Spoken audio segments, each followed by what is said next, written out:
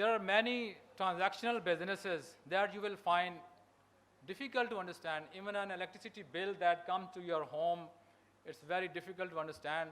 So I will try to avoid the jargon and try to talk in a very normal manner. Please have a look at this slide. This is an overview of the power sector of Pakistan with an installed capacity of 45,000 megawatt and annual outlay of over 5 trillion, 5,000 billion. This is one of the largest sector of the economy. But interesting thing is that, which I would like to the attention of every person sitting in the hall, that is the average cost that the power sector has as of today. That is about 40 rupees per kWh. Please note down this number and we will use this number later on. Next, please. If we discuss the electricity market supply chain, please remember that electricity comprises of three main sub-areas: generation, transmission, and distribution. Next, please.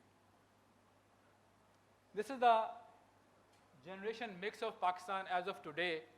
The important thing to note is the renewable has only 5% share. If we exclude the hydro generation and include solar, bagasse, and wind generation, you will find that as of today, renewable energy is just less than 5% of the total energy mix. It's very important to learn the cost structure of the power tariff. Please have a look at this slide. This slide I have created from the actual data of a distribution company which is publicly available on its website.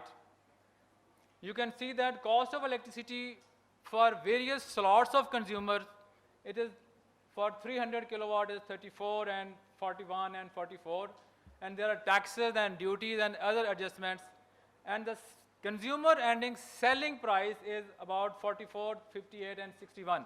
If we take the average consumer selling price, we will come to know that average selling price is between 50 and 60 rupees per unit, and the average cost is almost 40 rupees per unit for the consumer. These are the numbers that please note down that I will correlate in the upcoming slides. Next, please. A very important thing to learn that some people may think that how this cost is accumulated.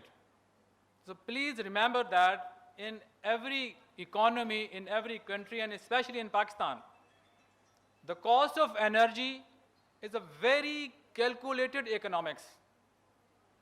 If today anyone says that it can reduce the cost, no one can reduce the cost of energy, because cost is directly linked with the generation, transmission, and distribution business. Every business has its own cost. Every business has some investment.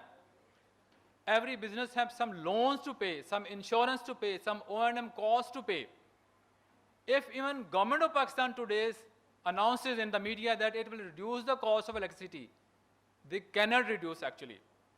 Yes, only thing they can do that they can bear some portion of the cost and may not transfer the cost, full cost to the consumer. If I say the cost of generation is 40 rupees, this is the average cost in the country today. Even the government cannot reduce a single penny out of this cost.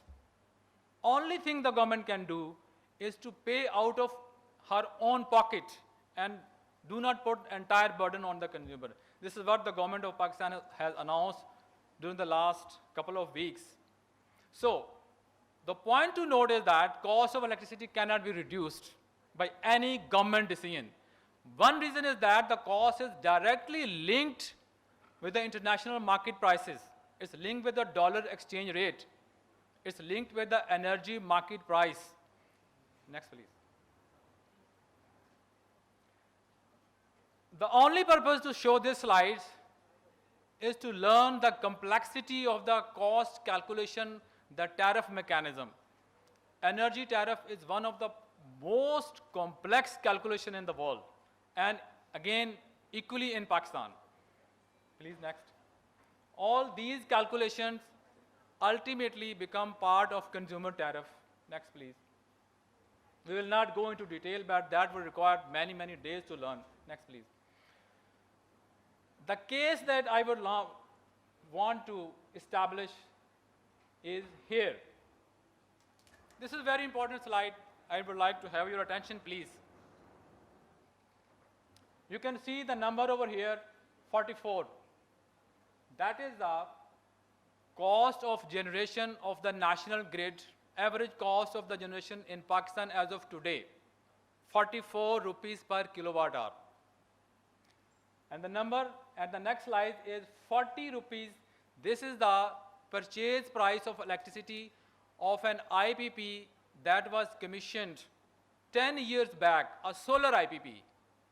So 10 years back, Government of Pakistan entered into an agreement to purchase solar power at a rate of 40 rupees per kWh.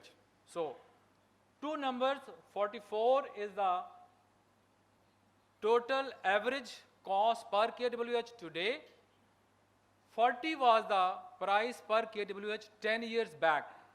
And the important thing to learn is that the number 3.9 rupees per kWh, this is the international price of solar PV solution that was offered in UAE last year. And even the most important is that if someone opts a solar PV solution for your house today, the levelized cost of that solution would be just rupees 2.5 per kWh. So feel the difference, see the difference. Today, if I can purchase a solar system and install at my rooftop, I will cost only 2.5 rupees per kWh. This is for a domestic solution. And if I have a factory somewhere and I opt a solar solution for my factory, imagine how it would be. The solar companies that are offering in Lahore today, per unit cost is less than 2 rupees as of today.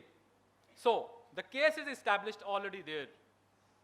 The grid cost as of today is 44 rupees for one average consumer. And if I leave the grid, if I leave the LESCO, leave WAPDA, and opt a solution from the solar system from a private company, I will cost only 2 and 2.5 rupees per kWh. So this is more than 70, the grid is more than 17 point higher costing to me. Next slide. So can anyone imagine, it's not a thing that a scholar would understand, not an economist would understand. Can any system with such a higher cost can survive today or in the future? Please answer to me. A system that has 17 times higher cost than I have available privately cannot survive at all. So we'll have to think. Unluckily, this is a darker side of the picture, but there is some light at the end of the tunnel. And that light, we can see that solution, we can feel only due to the renewable energy. So renewable energy is the future of not only energy business, is the future of Pakistan, is the future of South Asia.